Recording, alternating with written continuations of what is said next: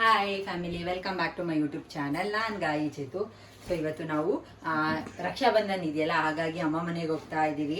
ಬೆಳಿಗ್ಗೆ ಹಸ್ಬೆಂಡ್ ಕೆಲ್ಸಕ್ಕೆ ಹೋಗ್ತಾರಲ್ಲ, ಹಾಗೆ ಕರ್ಕೊಂಡೋಗಿ ನಮ್ಮನ್ನೆಲ್ಲ ಬಿಡ್ತಾರೆ. ಬರ್ತಾ ವಾಪಸ್ ತಮ್ಮ ಕರ್ಕೊಂಡು ಬರ್ತೀನಿ ಅಂತ ಹೇಳಿದ್ದಾನೆ. ಹಂಗೆ ಚಿರುನು ಹೋಗಿದ್ದಾನಲ್ಲ, ಅವನು ಕರ್ಕೊಂಡು ಬರಬೇಕು ವಾಪಸ್ಸು. ಮತ್ತೆ ಮಂಡೆಯಿಂದ ಸ್ಕೂಲ್ ಇದೆ ಅವನಿಗೆ.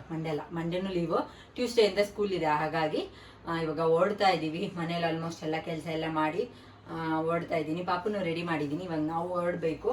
ಆ್ಯಂಡ್ ತುಂಬ ಖುಷಿ ಆಗ್ತಾ ಇದೆ. ತುಂಬ ದಿನ ಆಗಿತ್ತು ಅಮ್ಮ ಮನೆಗೆ ಹೋಗಿ. ಸೊ ರಕ್ಷಾಬಂಧನ ಹಬ್ಬ ಹೇಳ್ಕೊಂಡ ನಮ್ಮ ಹಸ್ಬೆಂಡಿಗೆ ಕರ್ಕೊಂಡು ಹೋಗು ಅಂತ ಹೇಳಿ. ಅದು ಏನು ಮಾಡ್ತಾಳೆ ಅಂದ್ರೆ ಪ್ಲಾನು, ಇಲ್ಲಿ ಕರ್ಕೊಂಡು ಹೋಗ್ತಾನೆ ಇಲ್ವಾ ಅಂತ ಹೇಳ್ಬಿಟ್ಟು ರೀಲ್ಸ್ ಕಳಿಸ್ತಾಳೆ ರಕ್ಷಾಬಂಧನ್ದು. ಅಲ್ಲ, ಅದು ನಾನು ರೀಲ್ಸ್ ಎಲ್ಲ ನೋಡ್ತಾ ಇರ್ತೀನಲ್ಲ ಇನ್ಸ್ಟಾಗ್ರಾಮಲ್ಲಿ. ಸಡನ್ ಆಗಿ ಬಂತು. ಸೇಮ್ ನಾನು ಅವ್ರಿಗೆ ಹೇಳಿದ್ದೆ. ಅವ್ರು ನನಗೆ ಅದೇ ಡೈಲಾಗ್ ಹೊಡೆದಿದ್ರು. ಏನಂದ್ರೆ, ವರ್ಷನೂ ನೀನೇ ಹೋಗಿ ಕಟ್ತೀಯಲ್ಲ, ಈ ವರ್ಷ ಪಾಪು ಇದೆ, ನಿನ್ನ ತಮ್ಮಂಗೆ ಬರಕ್ಕೆ ಹೇಳು ಅಂತ. ಆ ವಿಡಿಯೋದಲ್ಲಿ ಅವ್ರು ಹೇಳ್ತಾ ಇದ್ರು, ಈ ಥರ ಹೇಳ್ಬೇಡಿ ನಿಮ್ಮ ವೈಫ್ಗೆ, ಅದಕ್ಕೆ ಅಂತಾನೆ ಹಬ್ಬಗಳು ಮಾಡಿರ್ತಾರೆ ತವ್ರ ಮನೆಗೆ ಹೋಗೋಕ್ಕೆ ಹೆಣ್ಮಕ್ಳು. ಸೊ ಹಾಗಾಗಿ ನೀವೇ ಕರ್ಕೊಂಡೋಗಿ ಅಂತ ಸೇಮ್ ಅದೇ ಥರ ಸಿಚುವೇಶನ್ಗೆ ತಕ್ಕನಾಗ ಒಂದು ರೀಲ್ಸ್ ಬಂದಿತ್ತ. ಸೊ ಹಾಗಾಗಿ ಅದನ್ನ ಹಂಗೆ ಕಳಿಸ್ದೆ ಅವ್ರು. ಅದಕ್ಕೆ ಇದೇ ವಿಷಯದಲ್ಲ, ಎಲ್ಲ ವಿಷಯದಲ್ಲಿ ಹಿಂಗೆ ಮಾಡೋದು.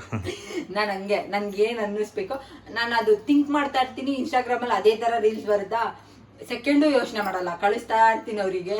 ಅವ್ರು ನೋಡಿದ್ರು ಅದನ್ನ ರಿಪ್ಲೈ ಮಾಡಲ್ಲ. ಯಾವತ್ತಾದ್ರೂ ಒಂದಿನ ಅದನ್ನ ಹೇಳ್ತಾರೆ, ನೋಡ್ದ ನೀನು ಅವತ್ತು ಅದೇ ಥರ ತಾನೇ ಕಳಿಸಿದ್ದೆ ಅಂತ. ಸೊ ಹಂಗೆ. ಆ್ಯಂಡ್ ಇವಾಗ ನಿಮ್ಗೆ ಯಾರ್ಯಾರಿಗೆ ನಿಮ್ಮ ವೈಫ್ ಈ ಥರ ರೀಲ್ಸ್ ಕಳಿಸ್ತಾರೆ ಅಂತ ಕಾಮೆಂಟ್ ಮಾಡಿ. ಆಲ್ಮೋಸ್ಟ್ ಎಲ್ಲರೂ ಹಂಗೆ ಮಾಡ್ತಾರೆ.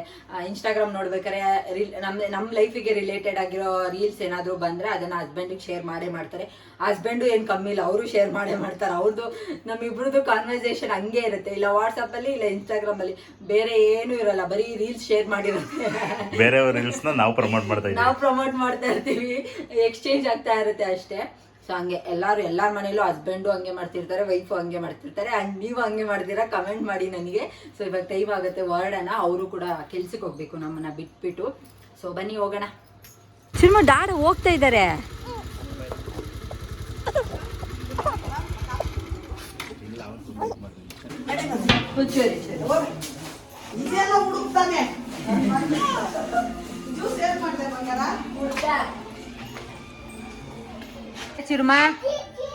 ಚಿರುಮಾ ಬರ್ತಿದ್ದಂಗೆ ಬೇಬಿನ ಮಾತಾಡ್ಸೋಣ, ಮಮ್ಮಿನ ಡಾಡನ ಮಾತಾಡ್ಸೋಣ ಅನ್ನೋದು ಬಿಟ್ಬಿಟ್ಟು ತಿಂಡಿ ಕವರ್ ಇಟ್ಕೊಂಡು ಕೂತಿದ್ಯಲ್ಲ, ಇದು ನಿನಗೆ ನ್ಯಾಯನಾ? ಏನಕ್ಕೆ ಇವಾಗೆಲ್ಲ ಹಂಗೆ ತೆಗಿತಾ ಇದೆಯಾ? ಬೆಳಗ್ಗೆಯಿಂದ ತಿಂದಿಲ್ಲ.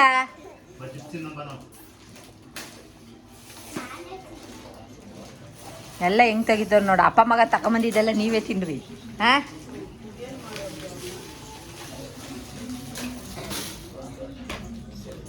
ಕಟಿಂಗ್ ಸೂಪರ್ ಆಗೈತೆ. ಚಿರ್ಮ ಗೆರೆ ಎಲ್ಲ ಹಾಕ್ಸಿರೋದು ತೋರ್ಸು.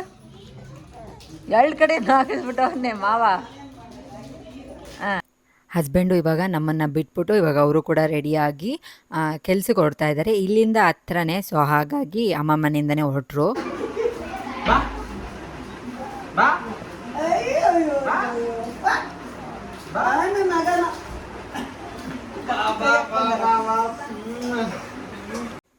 ಇಲ್ಲಿ ಮಾವ ಅಳಿಯ ಇಬ್ಬರು ಜಗಳ ಆಡ್ತಾ ಇದ್ದಾರೆ. ಅವನು ನಮ್ಮಮ್ಮ ಹಣ್ಣು ಬಿಡಿಸ್ಕೊಡ್ತಾ ಇದ್ರು, ಅದನ್ನೆಲ್ಲ ಅವ್ನು ನನ್ನ ತಮ್ಮ ತಿಂದಾಕ್ತಾ ಇದ್ದಾನೆ ಅಂತ ಹೇಳ್ಬಿಟ್ಟು, ನಾನು ಕೊಡಲ್ಲ ಹೋಗಿದ್ದು, ಇದೆಲ್ಲ ನಂದು ಅಂತ ಅವ್ನು ನನ್ನ ಮಗ ಹೇಳೋದಕ್ಕೆ. ಅದಕ್ಕೆ ನನ್ನ ತಮ್ಮ ನಮ್ಮಮ್ಮ ಬಿಡಿಸ್ಕೊಡ್ತಾ ಇರೋದು ಕಣೋ ಅಂತ ಅವ್ನು ಹೇಳೋದಕ್ಕೆ ನಮ್ಮಮ್ಮ ಅದನ್ನೇ ಹೇಳ್ಕೊಡ್ತಾಯಿದ್ರು. ನೀನು ಹಂಗನ್ನು ಹಿಂಗನ್ನು, ಅದು ನಮ್ಮಮ್ಮ ನನಗೆ ಬಿಡಿಸ್ಕೊಟ್ರೆ ನಿನಗೇನಾಗಬೇಕಾಗತ್ತೆ, ಹಂಗೆ ಹಿಂಗೆಲ್ಲ ಹೇಳ್ತಾ ಇದ್ದ. ಇಬ್ಬರು ಕಾನ್ವರ್ಸೇಷನ್ ನೋಡೋಕ್ಕೆ ತುಂಬ ಕ್ಯೂಟಾಗಿತ್ತು. ಚೆನ್ನಾಗಿ ಜಗಳ ಆಡ್ತಾಯಿದ್ರು. ಖುಷಿ ಆಗುತ್ತೆ ಅಲ್ಲ, ನಾವು ನಮ್ಮ ತಮ್ಮಂದ್ರನ್ನ ಬೆಳೆಸಿರ್ತೀವಿ, ಬಟ್ ಇವಾಗ ಅವರು ನಮ್ಮ ಮಕ್ಕಳನ್ನ ನೋಡ್ಕೊಳ್ಳೋ ರೀತಿ ನೋಡಿ ತುಂಬ ಖುಷಿ ಆಗುತ್ತೆ ನನಗಂತೂ. ಸೊ ಎಲ್ಲ ಚೆನ್ನಾಗೆ ಊಟ ಮಾಡಿಬಿಟ್ಟು ರೆಸ್ಟ್ ಮಾಡ್ತಾ ಇದ್ದೀವಿ. ನಮ್ಮನ್ನು ಕರ್ಕೊಂಡು ಬಂದು ಹಸ್ಬೆಂಡ್ ಬಿಟ್ಟರು. ಇಷ್ಟು ತನಕ ರೆಸ್ಟ್ ಮಾಡಿದ್ದಾಯಿತು. ಆ್ಯಂಡ್ ಇವಾಗ ನಾನು ನಮಗೆ ಗೊತ್ತಿರೋರಿಗೊಬ್ರಿಗೆ ಇಲ್ಲಿ ಮಗು ಆಗಿದೆ. ಸೊ ನೋಡ್ಕೊಂಡು ಬರೋಣ ಅಂತ ಹೋಗ್ತಾ ಇದ್ದೀನಿ. ಹಾಗೆಯೇ ನನ್ನ ತಮ್ಮಂಗೆ ರಾಖಿ ಎಲ್ಲ ತೊಗೊಂಡು ಬಂದುಬಿಡೋಣ ಇವತ್ತೇ ಅಂತ. ಸೊ ಹಾಗಾಗಿ ಇವಾಗ ಹೋಗ್ತಾ ಇದ್ದೀನಿ. ನೋಡೋಣ, ಹೋಗ್ತಾ ಮಗುಗೆ ಏನಾದರೂ ತೊಗೊಂಡು ಹೋಗೋಣ.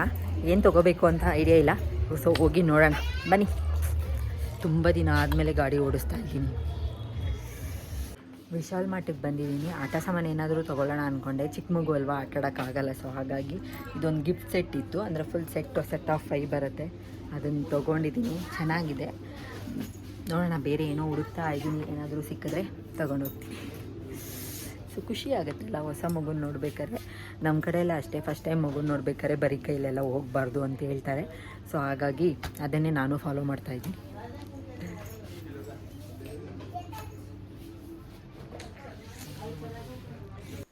ತೊಗೊಂಡೋಗಿ ಕೊಟ್ಟು ಮಗುನೆಲ್ಲ ನೋಡ್ಕೊಂಡು ಬಂದ್ವಿ. ಹಾಗೆಯೇ ನಾನು ನನ್ನ ತಮ್ಮಂಗೆ ಈ ಸಲ ರಾಖಿ ಕಟ್ಟೋಣ ಅಂತ ಹೇಳ್ಬಿಟ್ಟು ಬಂದಿದ್ದಲ್ವ. ಸೊ ಹಾಗಾಗಿ ಸಿಲ್ವರಲ್ಲಿ ನೋಡೋಣ ಅಂತ ಹೇಳಿ ನಮ್ಮ ಹಸ್ಬೆಂಡ್ ಕೂಡ ಅದನ್ನೇ ಹೇಳಿದ್ರು. ಸುಮ್ಮನೆ ಕಟ್ಟೋ ಬದಲು ಆ ಥರ ಯೂಸ್ ಆಗೋ ಥರ ಕಟ್ಟು ಅಂತ ಹೇಳ್ಬಿಟ್ಟು. ಸೊ ಹಾಗಾಗಿ ಬ್ರೇಸ್ಲೆಟ್ ಥರದ್ದು ಹುಡ್ಕೋಣ ಅಂತ ಹೇಳ್ಬಿಟ್ಟು ನಮ್ಮಮ್ಮ ಮನೆ ಹತ್ರನೇ ಇತ್ತು. ಇದು ಯಾವಾಗ್ಲೂ ಆಲ್ಮೋಸ್ಟ್ ಇಲ್ಲೇ ಗೋಲ್ಡು ಆ ಥರದ್ದೆಲ್ಲ ತೊಗೊಳೋದು ನಾವು. ಸೊ ಹಾಗಾಗಿ ತೊಗೊಂಡು ಇವಾಗ ಮನೆಗೆ ಹೊರಟಿದೆ. ಅಷ್ಟರಲ್ಲಿ ಅಮ್ಮ ಕೂಡ ಹೋಗ್ಬಿಡ್ತೀನಿ ನಾನು ಮತ್ತೆ ವಾಪಸ್ಸು ಅಂತ ಹೇಳ್ಬಿಟ್ಟು ಇಲ್ಲಿ ಅಡುಗೆ ರೆಡಿ ಮಾಡ್ತಾ ಇದ್ದಾರೆ. ಪಾಯಸ ಮತ್ತು ಅನ್ನ ಸಾಂಬಾರು, ವಡೆ ಇಲ್ಲ ಅಂದರೆ ಬೋಂಡ ಎಲ್ಲ ಮಾಡ್ತೀನಿ ಅಂದರು. ಬಟ್ ಟೈಮ್ ಇರಲಿಲ್ಲ, ಬಿಕಾಸ್ ತಮ್ಮ ನಮ್ಮನ್ನು ಕರ್ಕೊಂಡೋಗಿ ಬಿಟ್ಟು ವಾಪಸ್ ಬರಬೇಕಾಗಿತ್ತು. ಸೊ ಹಾಗಾಗಿ ಬೇಗ ಬೇಗ ಏನೇನಾಗುತ್ತೋ ಅದನ್ನು ಮಾತ್ರ ಮಾಡ್ತಾ ಇದ್ದಾರೆ. ನನಗೆ ಶಾವಿಗೆ ಪಾಯಸ ಅಂದರೆ ಸಿಕ್ಕಾಪಟ್ಟೆ ಇಷ್ಟ. ಬೇರೆ ಪಾಯಸಕ್ಕಿಂತ ಕಂಪೇರ್ ಮಾಡಿದ್ರೆ ಈ ಪಾಯಸ ನಂಗೆ ತುಂಬ ಇಷ್ಟ ಆಗುತ್ತೆ. ಸೊ ಹಾಗಾಗಿ ಅದನ್ನೇ ಮಾಡ್ತಾ ಇದ್ದಾರೆ. ಅಮ್ಮ ಮಾಡೋ ತರಕಾರಿ ಸಾಂಬಾರು ಅಷ್ಟೇ ನಂಗೆ ತುಂಬ ಇಷ್ಟ. ಸೊ ಇವಾಗೆಲ್ಲ ರೆಡಿ ಮಾಡ್ತಾ ಇದ್ದಾರೆ ಅಮ್ಮ. ಸೊ ಇವಾಗ ಇನ್ನೇನು ರೆಡಿ ಆಗಿದ್ದೀನಿ. ನನ್ನ ತಮ್ಮ ಬರಬೇಕು. ನನ್ನ ತಮ್ಮನ ಜೊತೆ ಒಂದಿಬ್ಬರು ಫ್ರೆಂಡ್ಸ್, ಅವ್ರ ಫ್ರೆಂಡ್ಸ್ ಎಲ್ಲ ಬರ್ತಾರೆ. ಅವರು ಅಣ್ಣನ ಥರನೇ, ಅಣ್ಣ ತಮ್ಮ ಯಾರೋ ಏಜ್ ಎಲ್ಲ ಗೊತ್ತಿಲ್ಲ. ಸೊ ಹಾಗಾಗಿ ರೆಡಿ ಮಾಡಿ ಇಟ್ಟಿದ್ದೀನಿ. ಇವಾಗ ಇನ್ನೇನು ಕಟ್ಟಬೇಕು. ಆ್ಯಂಡ್ ಇವತ್ತೇ ಊರಿಗೆ ಕೂಡ ಹೊರಡ್ತೀವಿ ನಾವು. ಅವನೇ ಕರ್ಕೊಂಡೋಗಿ ಬಿಡ್ತೀನಿ ಅಂತ ಹೇಳಿದ್ದಾನೆ ನನ್ನ ತಮ್ಮ. ಸೊ ಹಾಗಾಗಿ ಆ್ಯಂಡ್ ಬುಜ್ಜಿ ಬೇಬಿ ಮಲ್ಕೊಂಡಿದ್ದಾರೆ. ಚಿರು ನೋಡಿ ಇಲ್ಲಿ ಆಟ ಆಡ್ತಾ ಇದ್ದಾನೆ. ಅವನು ಕಾರಲ್ಲಿ ನಿಮ್ಮ ಮಾಮ ಊರಿಗೆ ಕರ್ಕೊಂಡೋಗಿ ಬಿಡ್ತೀನಿ ಅಂದಿದ್ದೆ ತಡ ನನ್ನ ಬಾ ರೆಡಿ ಮಾಡು, ಹೊಸ ಬಟ್ಟೆ ಹಾಕ್ಬಾ ಅಂತ ಇಟ್ಕೊಂಡ್ಬಿಟ್ಟಿದ್ದಾನೆ. ಬಂದಿದ ತಕ್ಷಣ ಕಟ್ಬಿಟ್ಟು ಹಾಗೆ ಅಮ್ಮನೂ ಅಡುಗೆ ಎಲ್ಲ ಮಾಡ್ತಾ ಇದ್ದಾರೆ, ಪಾಯಸ ಎಲ್ಲ ಮಾಡ್ತಾ ಇದ್ದಾರೆ. ತುಂಬ ದಿನ ಆದಮೇಲೆ ಬಂದಿದ್ದೀವಿ. ಇನ್ನು ಮತ್ತೆ ನೆಕ್ಸ್ಟ್ ಗೌರಿ ಹಬ್ಬದವರೆಗೂ ಬರೋಲ್ಲ, ಅದಕ್ಕೋಸ್ಕರ ಮಾಡ್ತಾ ಇದ್ದಾರೆ. ತಿನ್ಕೊಂಡು ಹೋಗಬೇಕು.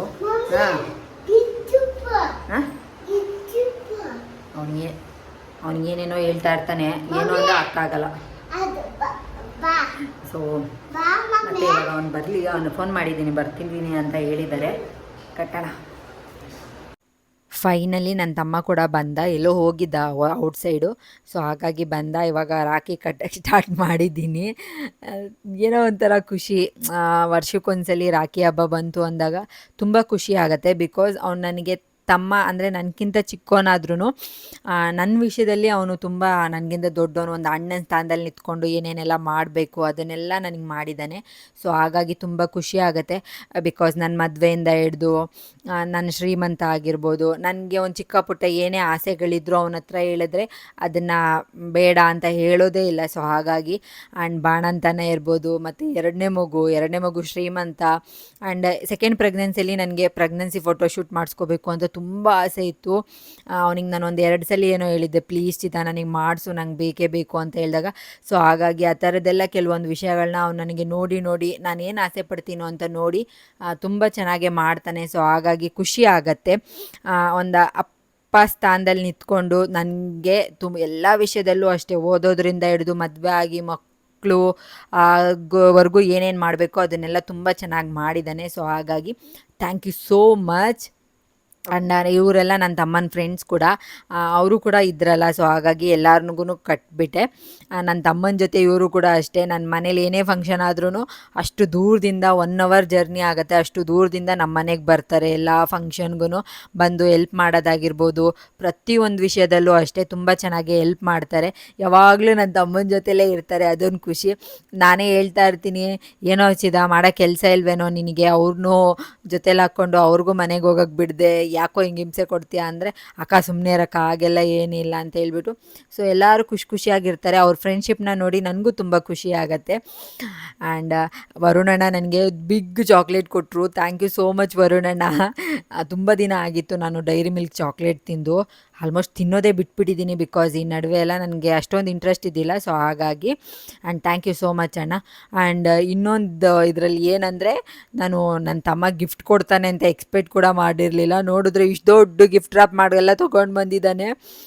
ನನಗೆ ಅದರಲ್ಲಿ ಏನಿದೆ ಅನ್ನೋದೇ ಒಂದು ಕ್ಯೂರಿಯಾಸಿಟಿ. ಬಿಕಾಸ್ ಅಷ್ಟು ದೊಡ್ಡ ಡಬ್ಬ ಏನಿರ್ಬೋದು ಅಂತ ಕ್ಯೂರಿಯಾಸಿಟಿಯಿಂದ ಓಪನ್ ಮಾಡ್ತಾ ಇದ್ದೆ. ಅದನ್ನು ನಿಂತ್ಕೊಂಡೇ ಓಪನ್ ಮಾಡ್ತಾ ಇದ್ನ. ಅದಕ್ಕೆ ನನ್ನ ತಮ್ಮ ಸಮಾಧಾನವಾಗಿ ಕುತ್ಕೊಂಡು ಓಪನ್ ಮಾಡು ಅಂತ ಹೇಳ್ಬಿಟ್ಟು ರೇಗಿಸ್ತಾ ಇದ್ದ ನನಗೆ. ಆ್ಯಂಡ್ ಓಪನ್ ಮಾಡಿದ ತಕ್ಷಣ ಅದು ನನಗೆ ಸಮಾಧಾನದಿಂದ ಅದು ರ್ಯಾಪರ್ ಓಪನ್ ಮಾಡೋಕ್ಕೂ ಸಮಾಧಾನ ಆಗಿದ್ದಿಲ್ಲ. ಫುಲ್ ಕಿತ್ತಾಕ್ತಾ ಇದ್ದೆ. ಅದಕ್ಕೆ ಹೇಳ್ತಾ ಇದ್ದೆ, ನೀಟಾಗಿ ಒಂದು ಕಡೆಯಿಂದ ಓಪನ್ ಮಾಡು, ಏನೂ ಆಗಲ್ಲ, ಎಲ್ಲೂ ಹೋಗಲ್ಲ, ಅರ್ಜೆಂಟ್ ಏನಿಲ್ಲ ಅಂತ ಹೇಳ್ಬಿಟ್ಟು. ಸೊ ಹಾಗಾಗಿ ಓಪನ್ ಮಾಡ್ತಾ ಇದ್ದೀನಿ. ಆ್ಯಂಡ್ ಓಪನ್ ಮಾಡಿ ನೋಡಿದಾಗ ಫುಲ್ಲು ಖುಷಿ ಆಯಿತು. ಬಿಕಾಸ್ ನಾನು ಅದನ್ನು ಎಕ್ಸ್ಪೆಕ್ಟ್ ಮಾಡಿರಲಿಲ್ಲ ಅವನಿಂದ. ಈ ಥರ ಗಿಫ್ಟೆಲ್ಲ ಅವನು ಯೋಚನೆ ಮಾಡಿ ನನಗೆ ಕೊಡ್ತಾನೆ ಅಂತ. ಬಿಕಾಸ್ ತುಂಬ ಸಲ ಕೊಟ್ಟಿದ್ದಾನೆ, ಇಲ್ಲ ಅಂತಲ್ಲ, ಬಟ್ ಈ ಟೈಮ್ ಮಾತ್ರ ಇದೊಂದು ಎಕ್ಸ್ಪೆಕ್ಟ್ ಮಾಡಿರಲಿಲ್ಲ. ಏನಂದರೆ ಸ್ಯಾರಿ ತೊಗೊಂಡು ಬಂದಿದ್ದ. ಆ ಸ್ಯಾರಿ ಜೊತೆಗೆ ಮೇಯ್ನು ಏನು ವಿಷಯ ಅಂದರೆ ಅದಕ್ಕೆ ಮ್ಯಾಚಿಂಗ್ ಬ್ಯಾಂಗಲ್ಸು, ಇಯರಿಂಗ್ಸು ಆ ಥರ ಹೋಗಿ ಹುಡುಕಿ ಅದನ್ನೆಲ್ಲ ಮ್ಯಾಚಿಂಗ್ ಸೇಮ್ ಹೇಗಿರಬೇಕು ಅದನ್ನೆಲ್ಲ ತೊಗೊಂಡು ಬಂದಿದ್ದಾನೆ. ಅದೇ ಒಂದು ದೊಡ್ಡ ಸರ್ಪ್ರೈಸ್ ಅಂತ ಅನ್ನಿಸ್ತು ನನಗೆ ಈ ಸಲ. ಬಿಕಾಸ್ ಅವ್ನು ಯಾವಾಗಲೂ ಈ ಥರ ವಿಷಯಗಳನ್ನೆಲ್ಲ ಮಾಡಿಲ್ಲ. 22 ವರ್ಷ ಜೊತೆಯಲ್ಲಿದ್ದೀವಿ, ಆವಾಗಲೂ ಕೂಡ ನಾನು ಅದನ್ನು ಅವನಿಂದ ಎಕ್ಸ್ಪೆಕ್ಟ್ ಮಾಡಿರಲಿಲ್ಲ. ಅವ್ನು ಮಾಡೂ ಇಲ್ಲ, ಬಟ್ ಈ ಟೈಮ್ ಮಾಡಿದಾಗ ತುಂಬ ಖುಷಿ ಆಯಿತು. ನೋಡಿದ್ರಲ್ಲ ಹೇಗಿದೆ ಅಂತ. ಫುಲ್ಲು ಎಲ್ಲ ಮ್ಯಾಚಿಂಗ್ ತೊಗೊಂಡು ಬಂದಿದ್ದ, ನೋಡಿ ತುಂಬ ಖುಷಿ ಆಯಿತು. And happy Rakshabandhan. So finally rakhi ಎಲ್ಲ ಕಟ್ಟಿದ ಮೇಲೆ ಎಲ್ಲರೂ ಊಟ ಮಾಡಿದ್ರು. ಸೊ ನಾನು ಪಾಪುನ ರೆಡಿ ಮಾಡಿಬಿಟ್ಟು ಇವಾಗ ಊಟ ಮಾಡ್ತಾ ಇದ್ದೀನಿ. ಊಟ ಎಲ್ಲ ಮಾಡಿ ಇವಾಗ ಇಲ್ಲಿಂದ ಹೊರಡಬೇಕು, ಮತ್ತು ನಾನು ಮನೆಗೆ ಹೋಗಬೇಕು. ಸೊ ಹಾಗಾಗಿ ಆ್ಯಂಡ್ ಊಟ ಎಲ್ಲ ಆದಮೇಲೆ ಪಾಯಸ ತಿನ್ನೋದೇ ಮರ್ತೋಗ್ಬಿಟ್ಟಿದ್ದೆ. ನನಗೋಸ್ಕರ ಅಮ್ಮ ಮಾಡಿದ್ರು, ಮರ್ತೇ ಹೋಗ್ಬಿಟ್ಟಿದ್ದೆ. ಅದಕ್ಕೋಸ್ಕರ ಅಮ್ಮ ಆರಿಸಿ ಪ್ಲೇಟಲ್ಲಿ ಹಾಕಿ ಇಟ್ಟಿದ್ರು. ಇವಾಗ ತಿಂದ್ಬಿಟ್ಟು ಹೊರಡೋಣ ಅಂತ ಅನ್ನೋಷ್ಟರಲ್ಲಿ ಅಮ್ಮ ಬಾಕ್ಸಿಗೆ ಪಾಯಸ ಹಾಕ್ಕೊಡ್ತೀನಿ ಇರು ಅಂತ ಹೇಳಿದ್ರು. ಬೇಡ ಅಂದರೂ ಕೇಳೇ ಇಲ್ಲ. ಇಲ್ಲಿ ಮನೆಗೆ ಹೋಗಿ ತೊಗೊಂಡೋಗಿ ತಿನ್ನು ಅಂತ ಹೇಳ್ಬಿಟ್ಟು ಪಾಯಸ ಮತ್ತು ಸಾಂಬಾರು, ಇನ್ನು ಮನೆಗೆ ಹೋಗಿ ನೀನು ಮಾಡೋದು ಕಷ್ಟ ಆಗುತ್ತೆ ಅಂತ ಹೇಳ್ಬಿಟ್ಟು ಸಾಂಬಾರೆಲ್ಲ ಪ್ಯಾಕ್ ಮಾಡ್ತಾ ಇದ್ದಾರೆ. ಸೊ ಅಮ್ಮನ ಪ್ರೀತಿ ಅಂದ್ರೇ ಹಾಗೆ ಅಲ್ವಾ, ನೋಡಿ ಖುಷಿ ಆಗತ್ತೆ. ಸೊ ಇವಾಗ ಹೊರಡ್ತಾ ಇದ್ದೀವಿ ಇಲ್ಲಿಂದ.